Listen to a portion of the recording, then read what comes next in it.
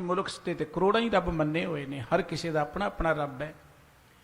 लेकिन गुरु नानक साहब जी जो रब की गल करते कहते एक ओंकार, परमात्मा सिर्फ एक है। जे एक है तो एक परमात्मा समुची मानवता नाल इक्को जिहा विहार करता है। एक परमात्मा समुची मानवता की देख रेख करता है। परमात्मा एक है। जे परमात्मा एक है तो परमात्मा के प्यार च जुड़िया होया बंदा भी जिहड़ा वो एकता की गल करे, अनेकता की गल ना करे। गुरु नानक साहब जी की वडियाई है कि गुरु नानक साहब जी ने सानू एक नाल जोड़ के फिर अनेकता चो रब नूं देखण की गल कही है। हिंदू सिद्धांत जिहड़ा है ना वो अनेकता चो अगे एक की गल करता है, मूर्ति पूजा की गल, अनेकों रबां की गल है। लेकिन गुरु साहब जी का इस तो उल्ट दृष्टिकोण है, एक नाल जुड़ो। गुरबाणी की गल ही एक तो शुरू होती है, एक ओंकार। वो परमात्मा एक है, सर्वव्यापक है, सारे जगत का करता धरता है। वो एक नाल जुड़न वाला बंदा जिहड़ा है वो गल एकता की करेगा। वो समुची मानवता चो एक नूं ही देखेगा। अवल अल्लाह नूर उपाया कुदरत के सब बंदे, एक नूर ते सब जग उपजया कौन भले को मंदे। वो समुची मानवता च एकता की बराबरता की गल करेगा। वो धर्म के नां ते वंडियां नहीं पाएगा। और गुरु नानक साहब जी की वडियाई है, उन्हें किते ये नहीं किया कि कोई मुसलमान माड़ा है जां मेरे को जिन्हें आना है पहला वो अपने इस सिद्धांत नूं छड्ड के आए जां अपने इस मत नूं बदल के आए। किते गुरु नानक साहब जी ने नहीं किया।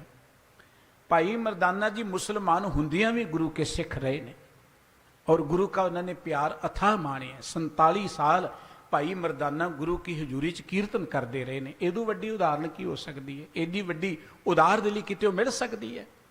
अज आप देखते धर्मां दे नाम ते डरा के लालच दे के अपने धर्मां नूं वधाउण दी गल कीती जांदी है। इवें धर्म नहीं प्रचारे जाते। मनुख दा धर्म तो वैसे हैगा इक्को ही है, मनुख मनुख दे नाल प्यार करे। गुरु नानक साहब जी ने एक दी गल करदिआं दूजिਆਂ नूं नीवें नहीं किया, दूजिਆਂ नूं माड़े नहीं किया। सगों सतगुरु सच्चे पातशाह जी की बाणी कहती सब में जोत जोत है सोए, तिस दे चानन सब में चानन होए। समुची मानवता च ही रब बैठा होया है। और गुरु नानक साहब जी समुची मानवता के गुरु ने, समुचे संसार के गुरु ने। इसे करके भाई गुरदास जी कहते जाहर पीर जगत गुरु बाबा। गुरु नानक साहब जी ने अगली गल की सतनाम की, सच की गल। जिंदगी अंदर सच दे धारणी बनो। धार्मिक बंदा सच के मार्ग पर चलने वाला होना चाहिए। मन साचा मुख साचा सोए, अवर न पेखे एक बिन कोय, नानक ए लक्षण ब्रह्म ज्ञानी होए। सतगुरु जी ने एक दी गल करदिआं सानू सच विच लिवनेन दी गल कीती है। और गुरु नानक साहब जी जिथे गए उन्होंने सच नूं ही प्रचारिया, सच का साथ दिता है। सच दे नाल खड़े ने सतगुरु सच्चे पातशाह जी। कोई मनुख भावें जिन्ना मर्जी वड्डा होए, नज़दीकी होए, जो सच दे नाल नहीं तो सतगुरु जी उहदे नाल सांझ नहीं पाउंदे। गुरु साहब जी सच की गल करते हैं। अगली गल जिहड़ी सतगुरु जी ने कीती है वो जिन्हों आपां गुरु का बचन कि करता पुरख। करता का अर्थ है कि जगत नूं बनाउण वाला, क्रिएटर जगत।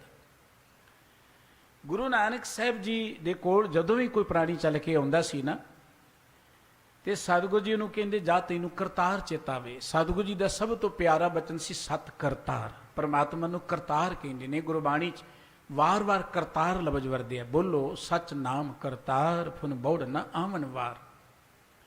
करतार मैना जगत नूं करन वाला। गुरु नानक साहब जी कहते हैं कि परमात्मा की किरत ही है, वो कुछ किरत कर रहे हैं। मनुख भी किरत करने लिए आया। मनुख इत्थे वेला बहन लिए नहीं आया। मनुख इस धरती ते तरक्की करने लिए आया है, अगे वधन लिए आया है। ये नहीं कि असी जन्म लिया तो मर जावांगे, ये लिए नहीं आए असी कि खा लिया जां जिंदगी बतीत कर ली, ये लिए नहीं आए। गुरु नानक साहब जी जो करता पुरख की गल करते हैं उदों सानू एक परमात्मा का सिद्धांत समझाते हैं कि मनुख भी कोई किरत करने लिए आया। और गुरु साहब जी आप किरती सन। सतगुरु जी ने आप किरत की। किरत का अर्थ कला को हल वाउणा ही नहीं है, जां इवें कह लो को हड्ड भनवी किरत करन तो ही नहीं है। किरत का अर्थ कि वो हर काम ਜਿਹਦੇ ਰਾਹੀਂ ਤੁਸੀਂ ਮਾਨਸਿਕ ਤੌਰ ਤੇ, ਬੌਧਿਕ ਤੌਰ ਤੇ, ਸਰੀਰਕ ਤੌਰ ਤੇ, ਸਮਾਜਿਕ ਤੌਰ ਤੇ, ਰਾਜਨੀਤਿਕ ਤੌਰ ਤੇ ਉੱਚੇ ਉੱਠ ਸਕੋ, ਤਰੱਕੀ ਕਰ ਸਕੋ, ਉਸਾਰੀ ਕਰ ਸਕੋ। ਉਹ ਹਰ ਕੰਮ ਜਿਹਦੇ ਰਾਹੀਂ ਸਾਡਾ ਸਮਾਜ ਉੱਚਾ ਉੱਠੇ, ਜਿਹਦੇ ਰਾਹੀਂ ਅਸੀਂ ਸਰੀਰਕ ਤੌਰ ਤੇ ਤੰਦਰੁਸਤ ਹੋਈਏ, ਜਿਹਦੇ ਰਾਹੀਂ ਅਸੀਂ ਮਾਨਸਿਕ ਤੌਰ ਤੇ, ਬੌਧਿਕ ਤੌਰ ਤੇ, ਇਮੋਸ਼ਨਲ ਤੌਰ ਤੇ, ਹਰ ਪੱਖ ਤੋਂ ਅਸੀਂ ਉੱਚੇ ਉੱਠੀਏ। ਅਸੀਂ ਜ਼ਿੰਦਗੀ 'ਚ ਤਰੱਕੀ ਕਰਨ ਲਈ ਆਏ ਹਾਂ, ਵੇਲੇ ਬੈਠਣ ਲਈ ਨਹੀਂ ਆਏ। ਗੁਰੂ ਨਾਨਕ ਨੇ ਵੇਲੜਾਂ ਨੂੰ ਮਾਣ ਹੀ ਕੋਈ ਨਹੀਂ ਦਿੱਤਾ। ਇੰਨੀ ਪਿਆਰੀ ਜ਼ਿੰਦਗੀ, ਉੱਤਮ ਜ਼ਿੰਦਗੀ ਪ੍ਰਾਪਤ ਕਰਕੇ ਮਨੁੱਖ ਵਿਹਲਾ ਹੀ ਰਹਿ ਕੇ ਜ਼ਿੰਦਗੀ ਬਤੀਤ ਕਰਦੇ, ਸਤਿਗੁਰੂ ਜੀ ਨੇ ਉਹਨੂੰ ਧਾਰਮਿਕ ਕਿਹਾ ਹੀ ਨਹੀਂ ਹੈ। ਘਾਲ ਖਾਏ ਕਿਛ ਹੱਥੋਂ ਦੇ, ਨਾਨਕ ਰਾਹ ਪਛਾਣੇ ਸੇ, ਗੁਰਪੀਰ ਸਦਾਏ ਫਿਰ ਮੰਗਣ ਜਾਏ, ਤਾਂ ਕਿ ਮੂਲ ਨਾ ਲਗੀਆਂ ਪਾਏ। ਗੁਰਮਤ ਨੇ, ਗੁਰੂ ਨਾਨਕ ਸਾਹਿਬ ਜੀ ਨੇ ਉਹਨਾਂ ਲੋਕਾਂ ਨੂੰ ਬਿਲਕੁਲ ਧਾਰਮਿਕ ਨਹੀਂ ਕਿਹਾ ਜਿਹੜੇ ਧਰਮ ਦੇ ਨਾਂ ਤੇ ਸਮਾਜ ਲਈ ਕਰਦੇ ਕੁਝ ਨਹੀਂ ਗੇ, ਜਿਹੜੇ ਸਮਾਜ ਤੋਂ ਵੱਖਰੇ ਹੋ ਕੇ ਕੇਵਲ ਤਾਂ ਕੇਵਲ ਰੋਟੀਆਂ ਕਾਰਨ ਪੂਰੇ ਤਾਲ ਦੀ ਗੱਲ ਕਰਦੇ, ਉਹਨਾਂ ਨੂੰ ਧਾਰਮਿਕ ਨਹੀਂ ਗੁਰੂ ਨਾਨਕ ਨੇ ਮੰਨਿਆ। ਗੁਰੂ ਨਾਨਕ ਜੀ ਕਿਰਤੀ ਸਨ। ਗੁਰੂ ਨਾਨਕ ਸਾਹਿਬ ਜੀ ਨੇ ਕਿਰਤੀਆਂ ਨੂੰ ਮਾਣ ਦਿੱਤਾ ਹੈ। ਸਤਿਗੁਰੂ ਜੀ ਜਦੋਂ ਪ੍ਰਚਾਰਕ ਦੌਰਿਆਂ ਤੇ ਜਾਂਦੇ ਨੇ, ਸਭ ਤੋਂ ਪਹਿਲਾਂ ਇੱਕ ਕਿਰਤੀ ਦੇ ਘਰ ਵਿੱਚ ਹੀ ਬੈਠਦੇ ਨੇ, ਭਾਈ ਲਾਲੋ ਜੀ ਨੂੰ ਮਾਣ ਦਿੰਦੇ ਨੇ। ਔਰ ਸਤਿਗੁਰੂ ਜੀ ਨੇ ਜਿੰਨੇ ਆਪਣੇ ਪ੍ਰਚਾਰਕ ਨਿਯਤ ਕੀਤੇ, ਉਹ ਸੱਚੀ ਸੁੱਚੀ ਕਿਰਤ ਕਰਨ ਵਾਲੇ ਸਤਿਗੁਰੂ ਜੀ ਨੇ ਕੀਤੇ, ਕਿਰਤੀਆਂ ਨੂੰ ਮਾਣ ਦਿੱਤਾ। ਗੁਰੂ ਨਾਨਕ ਸਾਹਿਬ ਜੀ ਕਿਉਂਕਿ ਇੱਕ ਵਧੀਆ ਸਮਾਜ ਸਿਰਜਣਾ ਚਾਹੁੰਦੇ ਸਨ, ਉਹਦੇ ਲਈ ਸਤਿਗੁਰੂ ਜੀ ਨੇ ਜੋ ਸਾਨੂੰ ਰਸਤਾ ਦਿੱਤਾ ਉਹ ਬਹੁਤ ਵਧੀਆ ਹੈ, ਮਹਾਨ ਹੈ। ਔਰ ਭਾਈ ਗੁਰਦਾਸ ਜੀ ਨੇ ਇਹਨੂੰ ਗਾਡੀ ਮਾਰਗ ਕਿਹਾ, ਗਾਡੀ ਮਾਰਗ। ਇੱਕ ਰਸਤਾ ਉਹ ਹੁੰਦਾ ਹੈ, ਤੁਸੀਂ ਕਿਤੇ ਜੰਗਲ ਵੱਲ ਜਾਓ ਤੇ ਕੁਝ ਪਗਡੰਡੀਆਂ ਹੁੰਦੀਆਂ ਨੇ, ਆਮ ਹੀ ਕਈ ਥਾਂ ਤੇ ਜਾਣਾ ਹੋਏ ਤੇ ਨਿੱਕੀਆਂ ਨਿੱਕੀਆਂ ਪਗਡੰਡੀਆਂ ਹੁੰਦੀਆਂ ਨੇ। ਉਹ ਪਗਡੰਡੀ ਜਿਹੜੀ ਹੁੰਦੀ ਨਾ, ਕਿਤੇ ਵੀ ਖਤਮ ਹੋ ਸਕਦੀ ਹੈ, ਕਿਤੇ ਵੀ ਮੁੱਕ ਸਕਦੀ। ਸਿਆਣੇ ਕਹਿੰਦੇ ਜਦੋਂ ਚੱਲਣਾ ਹੈ ਨਾ, ਫਿਰ ਗਾਡੀ ਰਾਹ ਤੇ ਜਿੱਥੇ ਗੱਡੀ ਦੀਆਂ ਲੀਹਾਂ ਪਈਆਂ ਹੋਣ, ਉਹ ਗੱਡੀ ਦੀਆਂ ਲੀਹਾਂ ਤੁਹਾਨੂੰ ਕਿਸੇ ਆਬਾਦੀ 'ਚ ਜ਼ਰੂਰ ਲੈ ਜਾਣਗੀਆਂ। ਗੱਡੀ ਦੀਆਂ ਲੀਹਾਂ ਨੂੰ ਗਾਡੀ ਰੱਖਿਆ ਜਾਂਦਾ ਹੈ। ਗੁਰੂ ਨਾਨਕ ਸਾਹਿਬ ਜੀ ਨੇ ਸਾਨੂੰ ਜੋ ਮਾਰਗ ਦਿੱਤਾ ਹੈ, ਉਹ ਗਾਡੀ ਰਾਹ ਹੈ, ਉਹ ਪ੍ਰਮਾਤਮਾ ਤੱਕ ਲੈ ਕੇ ਜਾਣ ਵਾਲਾ ਰਸਤਾ ਹੈ। ਸਤਿਗੁਰੂ ਜੀ ਕਹਿੰਦੇ ਕਰਤਾ ਪੁਰਖ, ਪਰਮਾਤਮਾ ਕਿਰਤ ਕਰਦਾ ਹੈ। ਹਰ ਮਨੁੱਖ ਕਿਰਤੀ ਹੋਣਾ ਚਾਹੀਦਾ ਹੈ। ਹਰ ਮਨੁੱਖ ਜੋ ਵੀ ਕਿਰਤ ਕਰ ਸਕਦਾ ਹੈ, ਕੋਈ ਕਲਮ ਨਾਲ ਕਿਰਤ ਕਰੇ, ਕੋਈ ਹਲ ਵਾ ਕੇ ਕਿਰਤ ਕਰੇ, ਕੋਈ ਲੋਕਾਂ ਨੂੰ ਜਾਗਰੂਕ ਕਰਨ ਦੀ ਕਿਰਤ ਕਰੇ, ਕੁਝ ਵੀ ਕਰੇ, ਸਮਾਜ ਲਈ ਕੁਝ ਨਾ ਕੁਝ ਤਾਂ ਕਰੇ। ਔਰ ਅਗਲੀ ਗੱਲ ਸਤਿਗੁਰੂ ਜੀ ਨੇ ਕਹੀ ਹੈ ਨਿਰਭਉ ਨਿਰਵੈਰ ਦੀ, ਜਿਹਨੂੰ ਆਪਾਂ ਸਮਾਨਤਾ ਕਹਿ ਸਕਦੇ, ਬਰਾਬਰਤਾ। ਮਨੁੱਖ ਦੇ ਅੰਦਰ ਇੱਕ ਨਿਰਵੈਰਤਾ ਹੋਏ, ਇੱਕ ਮਨੁੱਖ ਨਿਰਭਉ ਹੋਏ, ਨਾ ਕਿਸੇ ਕੋ ਡਰੇ ਨਾ ਕਿਸੇ ਨੂੰ ਡਰਾਏ। ਧਰਮ ਦੀ ਦੁਨੀਆ 'ਚ ਬਹੁਤ ਲੋਕ ਉਹ ਲੋਕ ਨੇ ਜਿਹੜੇ ਡਰੇ ਹੋਏ ਨੇ, ਡਰੇ ਮੱਥਾ ਟੇਕੀ ਜਾਂਦੇ ਨੇ, ਰੱਬ ਨੂੰ ਡਰਦਿਆਂ ਹੀ ਮੰਨਦੇ ਨੇ।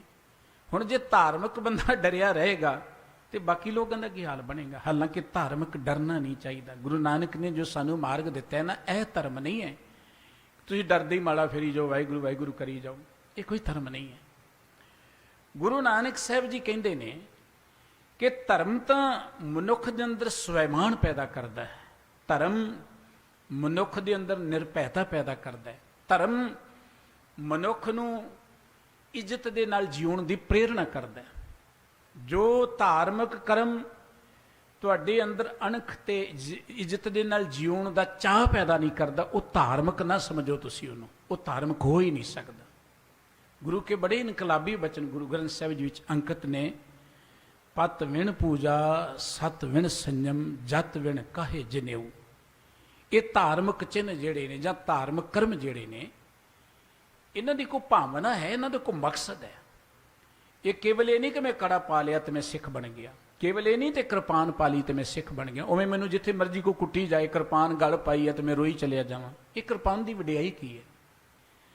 ਮੈਂ ਇਹਨਾਂ ਕਕਾਰਾਂ ਦੀ ਜੋ ਭਾਵਨਾ ਹੈ, ਜੋ ਪ੍ਰੇਰਣਾ ਹੈ, ਜੇ ਉਹਨੂੰ ਸਮਝ ਹੀ ਨਹੀਂ ਸਕਿਆ ਤੇ ਕਕਾਰ ਤੇ ਮੈਨੂੰ ਸਿੱਖ ਨਹੀਂ ਬਣਾਉਣਗੇ। ਠੀਕ ਹੈ, ਲੋਕਾਂ ਨੂੰ ਦਿਖਾਉਣ ਲਈ ਮੈਂ ਸਿੱਖ ਬਣ ਗਿਆ, ਕੇਵਲ ਦਿਖਾਵੇ ਨਾਲ ਸਿੱਖ ਬਣਿਆ ਤੇ ਗੱਲ ਨਹੀਂ ਬਣਨੀ। ਬੜੇ ਨੇ ਮੇਰੇ ਵਰਗੇ, ਸਿੱਖੀ ਦਾ ਕੀ ਸਵਰ ਗਿਆ ਇਹਦੇ ਨਾਲ?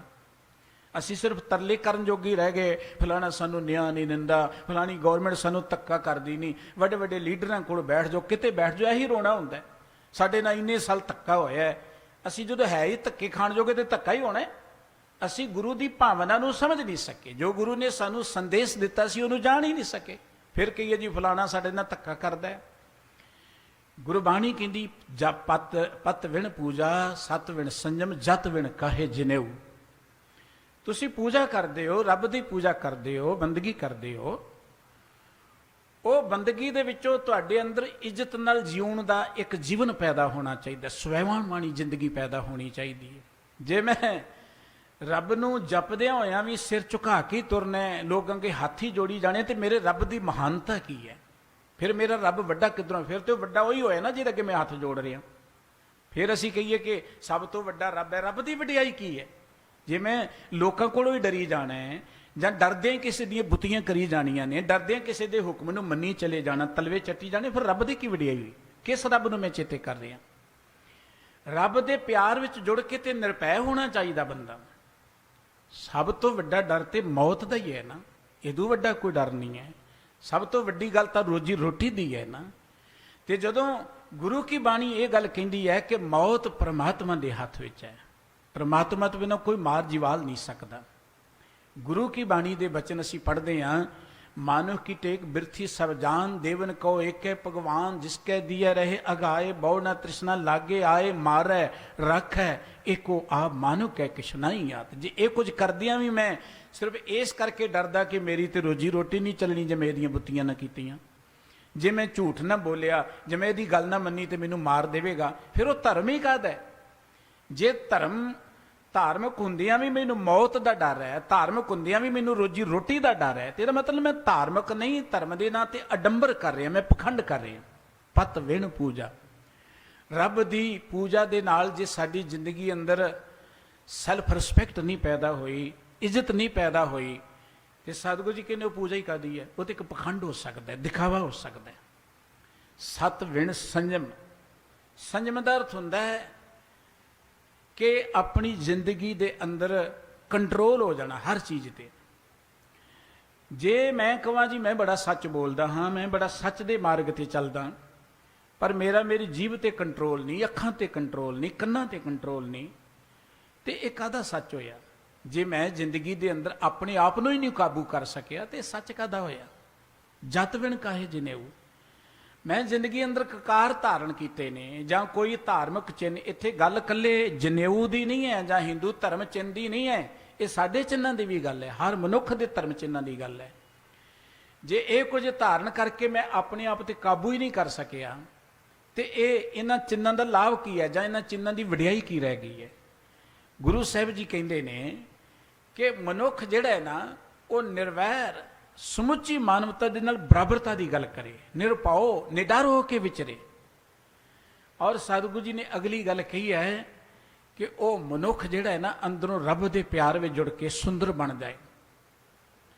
ਜਿੰਨਾ ਅਸੀਂ ਅੰਦਰੋਂ ਸੁੰਦਰ ਹੋਵਾਂਗੇ, ਉਹਨਾਂ ਬਾਹਰੋਂ ਵੀ ਸੁੰਦਰ ਹੀ ਨਜ਼ਰ ਆਵਾਂਗੇ। ਅੰਦਰੋਂ ਸੁੰਦਰ ਬਣਾਂਗੇ ਜਦੋਂ ਸੱਚ ਨਾਲ ਜੁੜਾਂਗੇ, ਸਾਡੇ ਅੰਦਰ ਪਿਆਰ ਆਏਗਾ, ਸੰਤੋਖ ਆਏਗਾ, ਦਇਆ ਆਏਗੀ, ਧੀਰਜ ਆਏਗਾ, ਧਰਮ ਆਏਗਾ। ਤੇ ਸਤਿਗੁਰੂ ਜੀ ਦਾ ਬਚਨ ਸਹਿਭੰਗ, ਸਵੈਭੰਗ ਦਾ ਅਰਥ ਹੁੰਦਾ ਹੈ ਸਵਾਧੀਨ, ਕਿਸੇ ਦੇ ਪ੍ਰਾਧੀਨ ਨਹੀਂ ਹੈ, ਉਹ ਕਿਸੇ ਦੇ ਗੁਲਾਮ ਨਹੀਂ ਹੈ। ਗੁਰੂ ਨਾਨਕ ਸਾਹਿਬ ਜੀ ਨੇ ਮਨੁੱਖਤਾ ਦੀ ਆਜ਼ਾਦੀ ਦੀ ਗੱਲ ਸ਼ੁਰੂ ਕੀਤੀ। ਧਰਮ ਦੇ ਨਾਂ ਤੇ ਮਨੁੱਖਤਾ ਨੂੰ ਗੁਲਾਮ ਬਣਾਇਆ ਗਿਆ। ਜਦੋਂ ਵੀ ਕਿਤੇ ਗੁਲਾਮੀ ਦੀ ਗੱਲ ਸ਼ੁਰੂ ਹੁੰਦੀ ਹੈ, ਸਭ ਤੋਂ ਪਹਿਲਾਂ ਮਨੁੱਖ ਨੂੰ ਮਾਨਸਿਕ ਤੌਰ ਤੇ ਗੁਲਾਮ ਬਣਾਇਆ ਜਾਂਦਾ ਹੈ, ਤੇ ਮਾਨਸਿਕ ਤੌਰ ਤੇ ਗੁਲਾਮ ਬਣਾਉਣ ਦੇ ਲਈ ਸਭ ਤੋਂ ਵੱਡਾ ਯੋਗਦਾਨ ਅਖੌਤੀ ਧਾਰਮਿਕ ਲੋਕਾਂ ਦਾ ਹੁੰਦਾ ਹੈ। ਜਦੋਂ ਕਿਸੇ ਨੂੰ ਕਹਿ ਦੇਣਾ ਕਿ ਇੰਨੇ ਦਿਨ ਇੱਥੇ ਆਓ ਤੁਹਾਡੀਆਂ ਕਾਮਨਾ ਪੂਰੀਆਂ ਹੋਣਗੀਆਂ, ਇਹ ਗੁਲਾਮ ਬਣਾਉਣ ਵਾਲੀ ਗੱਲ ਹੈ। ਅਸੀਂ ਫਿਰ ਉਸ ਥਾਂ ਦੇ ਗੁਲਾਮ ਬਣ ਜਾਂਦੇ, ਸਾਨੂੰ ਹੋਰ ਥਾਂ ਤੇ ਰੱਬ ਹੀ ਨਹੀਂ ਨਜ਼ਰ ਆਉਂਦਾ। ਅਸੀਂ ਸੋਚਦੇ ਰੱਬ ਉੱਥੇ ਹੀ ਹੈ, ਹੋਰ ਕਿਤੇ ਹੈ ਹੀ ਨਹੀਂ ਹੈ। ਅਸੀਂ ਉਸ ਮਨੁੱਖ ਦੇ ਗੁਲਾਮ ਬਣ ਜਾਂਦੇ, ਉਹਨਾਂ ਦਿਨਾਂ ਦੇ ਗੁਲਾਮ ਬਣ ਜਾਂਦੇ ਹਾਂ।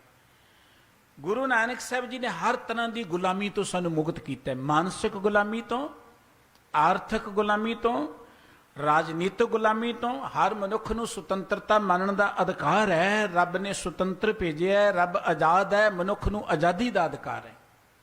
ਇਹ ਗੁਰੂ का इतिहास पढ़ो, जिसे गुरु की बाणी में सतगुरु सच्चे पातशाह जी ने थां थां ते रब नूं आज़ाद किया है और मनुखता की आज़ादी की गल की है। गुरु का इतिहास पढ़ो। सतगुरु जी ने बाहरी तौर पर भी जी कितनी गुलामी सी, उत्थों सतगुरु जी ने लोगों को आज़ाद कराया। जे धर्म की दुनिया च, क्योंकि धार्मिक लोगों ने बड़ा लोगों को गुलाम बनाया होया, वो गुलामी इदा शुरू होंगी कि उस थां तो बिना साडा छुटकारा ही नहीं होना, उत्थे गया तो साडी गल ही नहीं बननी। यही तो गल सतगुरु जी कहते कि रब कोई मक्के च ही थोड़ा बैठा होया, रब तो सर्व व्यापक है, जिथे जाओ रब उत्थे बैठा होया। ਗੁਰੂ ਨਾਨਕ ਸਾਹਿਬ ਜੀ ਨੇ ਮਨੁੱਖੀ ਸੁਤੰਤਰਤਾ ਦੀ ਗੱਲ ਕੀਤੀ, ਮਨੁੱਖੀ ਬਰਾਬਰਤਾ ਦੀ ਗੱਲ ਕੀਤੀ, ਮਨੁੱਖੀ ਏਕਤਾ ਦੀ ਗੱਲ ਕੀਤੀ, ਮਨੁੱਖੀ ਅਧਿਕਾਰਾਂ ਦੀ ਗੱਲ ਕੀਤੀ।